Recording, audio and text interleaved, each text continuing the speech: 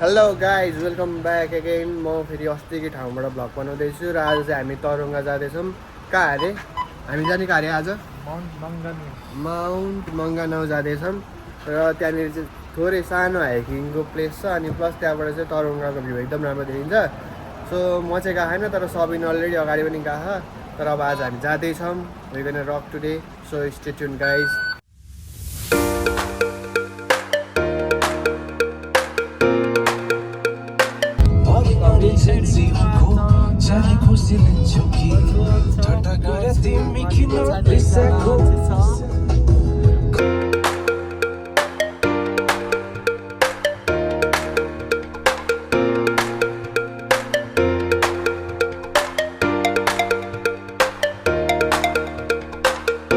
हामीहरू चाहिँ अब टक्क रोटरुवा छोडेर नाङ्गोटाबाट पनि अब चाहिँ वी आर हेडिङ टु तरङ्गा। र अब यहाँको स्पिड लिमिट चाहिँ अलिकति बेसी छ कुदाएको भन्दा। सिटी एरियामा चाहिँ हामीले 50को रेन्जमा कुदाउनु पर्ने हुन्छ भने अब सिटी छोडिसकेपछि 70, 80 हुँदै 100सम्म पुग्नुपर्ने हुन्छ। We are entered into the 70 zone. So let's go guys. यहाँको भ्यू चाहिँ एकदमै सुन्दर छ है।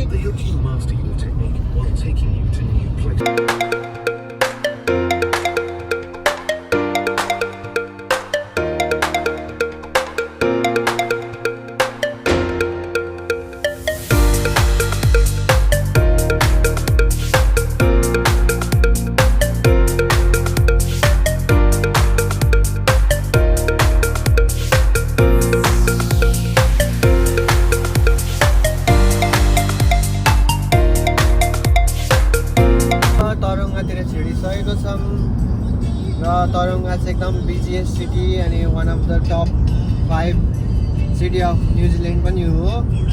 त्यो भएकोले अब यहाँको इन्फ्रास्ट्रक्चरहरू एकदम राम्रो छ। रोटराको कम्पेयर गर्ने हो भने रोटराभन्दा धेरै नै राम्रो छ। So we are heading to mount के अरे मङ्गानोई।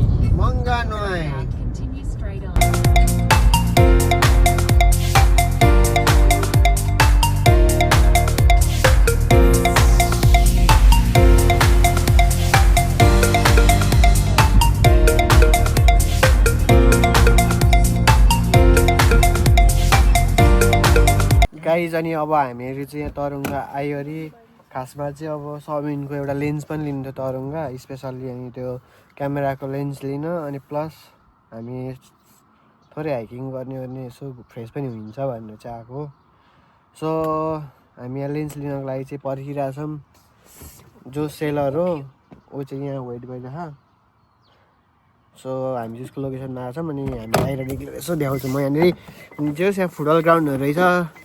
पहिला नेपालीहरू जस्तै रोटरुवाबाट पनि यहाँ फुटबलहरू खेल्न पनि ठाउँ यहीँ रहेछ यो ग्राउन्डमा। टक्क जो सानो चिटिक्कको राम्रो छ यो एरियाहरू। अनि यहाँनिर मेन भनेको चाहिँ मलाई नेपालको सबभन्दा याद आउने भनेको चाहिँ यस्तो पछाडि रुखमा सुन्तला देख्दाखेरि चाहिँ नेपालको याद आउँछ कि। किनकि हाम्रो घरतिर त गाउँतिर पनि सुन्तला चाहिँ बबाल फल्थ्यो नि त। फाइनली गाइज हामीले चाहिँ लेन्स लिइसक्यौँ। अब भनेको उता ट्रेकिङतिर जान्छौँ र यहाँनिर फोटोसट पनि हुँदैछ। ट्राई हुँदैछ कि कस्तो खिच्छ भनेर लेन्स लगायो नयाँ लेन्स लगायो। सो अब हामी यहाँबाट चाहिँ हाइकिङको लागि जान्छौँ। So stay tune guys. By by. Hello guys हामी चाहिँ अब यहाँनिर आइसक्यौँ। यहाँ पार्किङ खोजिरहेछौँ। गाडी पार्क गरेर जान्छौँ। अनि हामी अलरेडी यहाँबाट चाहिँ अलिकति हिँड्नु पर्ने रहेछ। अलिकति होइन धेरै अब हाइकिङ गरेपछि हिँड्नै पर्ने रहेछ। अनि यतापट्टि चाहिँ यो चाहिँ सी है त गाइज। तलतिरको चाहिँ सी है यो मुनिको चाहिँ सी है त ल। यो चाहिँ समुद्रको भ्यू गाइजहरू होइन। अब यहाँबाट तलतिर गयो भने चाहिँ समुद्र पुगिन्छ। तर आज हामी समुद्र जाने मोडमा छैनौँ। आज हामी पहाड चढ्ने मोडमा छौँ किनकि हामी नेपाली हो नि त। त्यो भएकोले यार के अरे हामी चाहिँ ल्यान्डलक कन्ट्रीको मान्छे भएकोले समुद्रतिर खासै जान मन लाउन्न। त्यही भएर हामी चाहिँ अब पहाड चढ्ने हो यो। सो हाम्रो तर रोटरुवाभन्दा धेरै ठुल्ठुलो बिल्डिङहरू राम्रो है यहाँ त।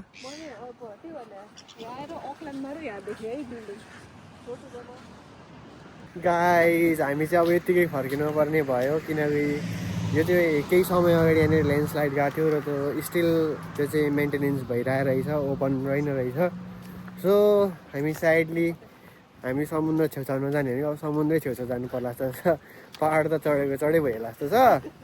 भएकोले अब ऊ त अगाडि एउटा आइल्यान्ड रहेछ त्यो आइल्यान्डमा पनि छ अरे घुम्ने ठाउँ चाहिँ सो होप अब त्यता केही छ भने जान्छौँ नत्र भने अब आजको भ्लग चाहिँ यस्तै के बेकम फुसे कन्टेन्टमै सिधै लाग्दो छ तरङ्ग आइयो लेन्स किन्यो घर गयो टाइपवाला तर केही छैन will find something to go है ल है त गाइज यो चाहिँ समुद्र अनि टक्क यहाँबाट कस्तो भ्यू आउँछ भनेदेखि हेरौँ तर यो वेयर एक्सपेक्टिङ कि त्यो माथि टपमा गएर चाहिँ भिडियो सिडियो बनाउने फोटो खिच्ने भनेर तर त्यो बन्द रहेछ सो अब हामी त्यसकै छेउछाउतिर रमाउँदैछौँ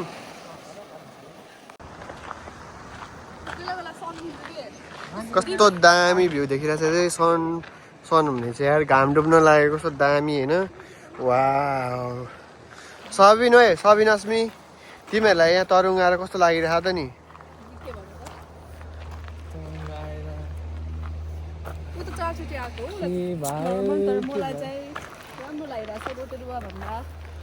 होइन do not compare with Rotorua but तिमीलाई यहाँ आउँदाखेरि यहाँनिरको फिल भाइब्स कस्तो लागिरहेको त नि रिल्याक्स हो कसलाई ए ठिक छ मैले बुझेँ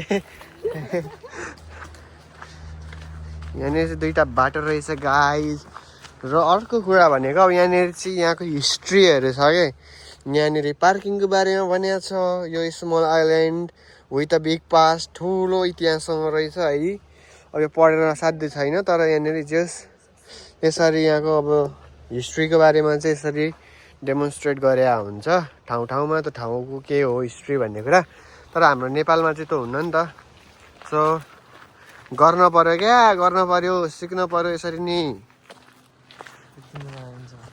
सर हेर्दा त कस्तो दामी क्या भ्यू त है कस्तो दामी ल हेरौँ है त साथीहरू कस्तो राम्रो भ्यू आहा मलाई त मन पर्यो केटाकेटीहरू चाहिँ अलिक डरले त्यहाँ बसेछन् म चाहिँ अलिकति नडराउने मान्छे टक्क आएर यहाँ सर्लक्कै सेतो ढुङ्गामा बसिरहेको छु अनि हेरिरहेको छु ट्याक्का लगाएर चाहिँ नि हामी अब यही बाटो हिँड्दैछौँ कस्तो हुँदैछ त गाइस तरङ्गाको के अरे घुमाइ के अस्मी फोनमा बिजी हो घुम्न आएर पनि फोन चलाउने मान्छेलाई अब हामीले भनेर भन्न के सकिन्छ केही सकिन्न त्यही भएर चुप लाग्ने भिडियो बनाउने यसरी हाहा के अरे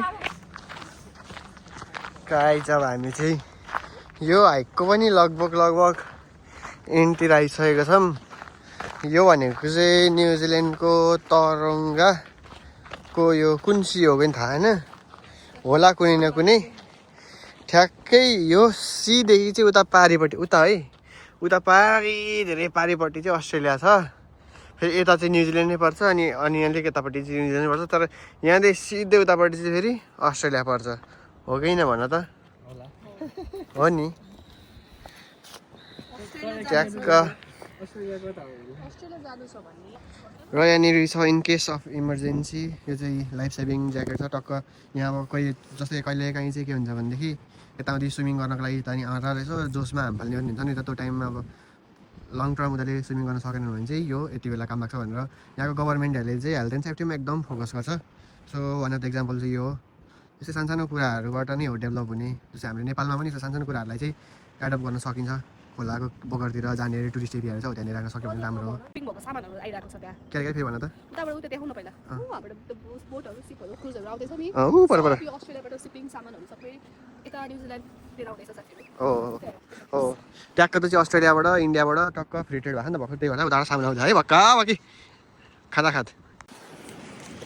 फाइनली गाइज म चाहिँ यहाँ आइसकेको छु यो चाहिँ जस सानो टापुको एन्ड है र यतापट्टि त्यस्तो दामी सिन छ है टक्क यहाँनिर चाहिँ खतरै छ भनौँ न भ्यू हो डरलाग्दो पनि छ तर यतापट्टि चाहिँ राम्रो रहेछ क्या भ्यू टक्क घाम डुब्न आँटेको पहाड है बिल्डिङहरू चट्ट राम्रो रहेछ यार अब भने हामीले यहाँ घुमिवरी टक्क समुद्रको छेउमा आएर नामसाम लेखिवरी तर अब नामसाम लेखेको चाहिँ मैले भिडियो बनाइनँ तर यहाँ आइवरी अब भने यहाँबाट चाहिँ हामी निक्लिँदैछौँ सो अब आजको भ्लग यति नै सो अब सब्सक्राइब गरौँ, सेयर गरौँ, लाइक गरौँ, यो सब भनिराख्नुभन्दा पनि गर्ने कुरो हो, गरौँ है त ल भाइ।